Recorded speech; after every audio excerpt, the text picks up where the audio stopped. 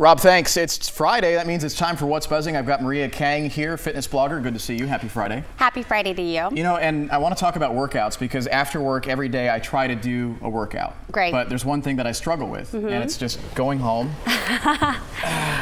doing this. Yes. You know? And so I have trouble finding the motivation, but after looking at this article, I've got no excuse. None of us have any excuse. This is so inspiring. Take a look at this. This guy made the cover of Men's Health. He's a U.S. Army vet and double amputee. His name is Noah Galloway. 10 years ago, he lost his arm and leg in a roadside explosion. His injuries plunged him into depression.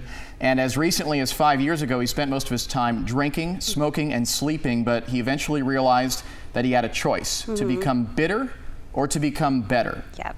So it's easy to become bitter. Yes. It's hard to become better. Yes. So he chose to become better. He started off going to the gym at 2 a.m. He was embarrassed. He didn't want people seeing him, but eventually his self-confidence grew. He started doing these 5K runs, started doing marathons, and he can do pull-ups, and it's just really inspiring to see. So inspiring, and that man has no excuses, Jeff. No, he doesn't. If he can do it, so can you. So can any of us. Yeah, it's pretty incredible, and I have mad respect for Men's Health because, you know, I really like it when magazines put real-life people out there who can inspire those who struggle. I mean, if you have an arm and a leg today, go work out because there's people out there that don't have that arm and leg. And they're still doing it. And he's so right that it's easy to go down the negative road. Yes. It's easy to go into a dark place, no matter what you're suffering from. Yes. It's hard to take that positive route, but when you do, I feel like you get more gratification in the end, like he is right now. Oh yeah, and he's on the cover of Men's Health. He's doing great things. He's inspiring a lot of people. He's inspired me to work out, so hopefully you will today too. Yes, and I hope that this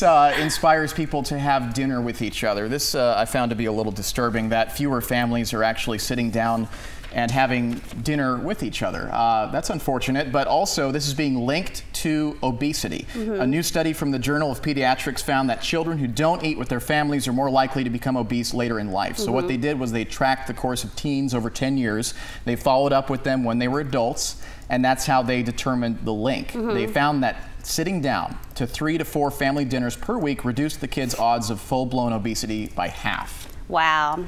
You have dinner with your kids, right? Not a surprise. The whole family is at the table? Oh yeah, at your every house? single night I have dinner with my kids. I make sure that they've got their little plates and they've got their vegetables and their grains and their protein.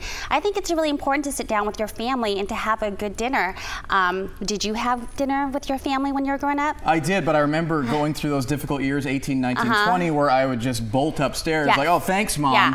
I got to go do something real quick, do homework. But no, and then I had other things in my room, like candy and bad stuff. But you're fairly healthy right now. I am now. Yeah. So but Jeff, Dan, I was going to ask you, you have kids. The other thing is they have studies that show that the kids are less likely to get involved with drugs and some other issues if you have dinner. It's tough though because they've got soccer practice or band practice or they're doing this or they're doing that. But if you can do it, make the effort. Some days a week. Yeah. Because besides just the obesity issue, it's family values, right? It's sitting down and getting up to speed with what your family is doing. Talking, right? Well, we would have family meetings at the dinner table many times because it's the only time that everybody gets together. You got to nowadays make sure that they check the phone. Put the phone has to go down. Right. Yes. You know. Yes. We've got a group of middle schoolers from Glen Edwards Middle School. You can't see them on camera, but would you guys raise your hands? Those of you who have dinner with your families 3-4 nights a week. Oh, that's excellent. That's I'm seeing everybody. Everybody. That's good. Keep that up, you guys. Keep that up. This is something that I want you guys to see too, Dan and Kiba, because you guys do a lot of sitting down at work. What'd you say? Oh, now he's standing up. Now he's standing up. This is something that you're going to want, Dan. Okay. Take a look at this. It is the hamster wheel, a human hamster wheel. You know, we've seen the treadmills at work. We've seen the little cycles that you can put under your desk, but this is a full-blown hamster wheel that you can actually build yourself. It has wheels made from skateboards on the bottom of it. What do you think? Is this the solution to staying fit while at work and not gaining weight? I don't know if it's the solution, but I think it requires a lot of coordination. It's tough to walk and work at the same time. I mean, I have to admit, I do stand on my stand and I write, but I definitely cannot walk and write at the same time. Can would you rather go with a treadmill than the hamster wheel? I would, because I'm a bit claustrophobic and I wouldn't like that hanging over my head all day. So I think the treadmill's okay, but even that, I have issues with elevating the stress level at work. Yes. You know, if you have a stressful job already and you start punching that thing up to 3.5, 4.5, 5.5. Although exercise does help stress levels. I don't know what's going to happen. That's a good point. Exercise helps with stress. Show of hands, how many plan to run the hamster wheel at school? Yeah. Oh, okay.